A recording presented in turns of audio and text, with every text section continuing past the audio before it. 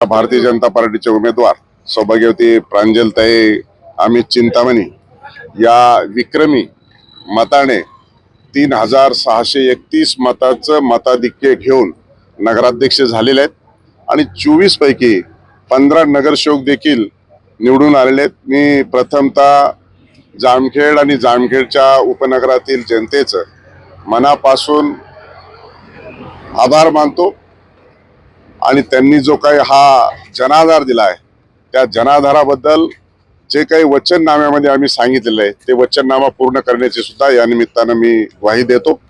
आणि निश्चितच ही निवडणूक सुरू असताना अनेक आरोप प्रत्यारोप झाले, परंतु जनतेचा जनाधार मिळाल्यामुळं त्या आरोपाला सपशेल फेटाळून लावत कुठल्याही भूलथापाला थारा दिलेला नाही, परंतु अशा स्वरूपाचे खोटे नाटे आरोप करून लोकांना आरोप करायचं, लोकांना घेरायचं हे या कर्जत जामखेडची संस्कृती नाही।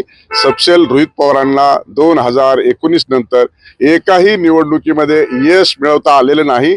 एक यश नगरपंचायत कर्जत मध्ये मिळवलं होतं, ते देखील कायदा आणि पोलीस आणि प्रशासन हातात घेऊन त्यांनी ते मिळवलं होतं। ते देखील सगळे लोक माझ्याकडे आलेत। आज तागायत या मतदारसंघात त्यांना सार्वत्रिक निवडणुकीत एकातही यश मिळवता आलेलं नाही।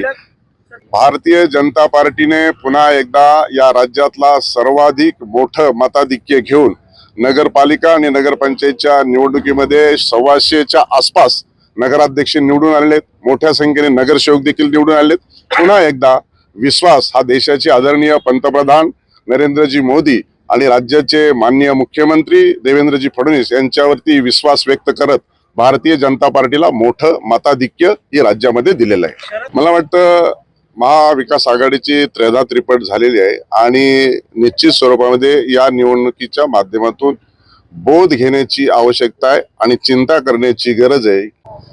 आगामी जिल्हा परिषद आणि महापालिकेच्या मध्ये देखील अतिशय चांगल्या पद्धतीनं व्यूहरचना सुरू आहे। शेवटी जनतेला विकास हवाय आणि शेतकरी असेल, मध्यमवर्गीय असेल, व्यापारी असेल, सगळ्या लोकांना विकासाची आवश्यकता असते आणि म्हणून दूरदृष्टिकोन आणि विकासाभिमुख असलेलं नेतृत्व राज्याला जे लाभलेलं आहे आदरणीय देवेंद्रजी फडणवीस माननीय मुख्यमंत्री यांच्या माध्यमातून, त्यामुळे प्रचंड असा विश्वास व्यक्त मतदानाच्या माध्यमातून करत असताना महाराष्ट्रातील जनता दिसते।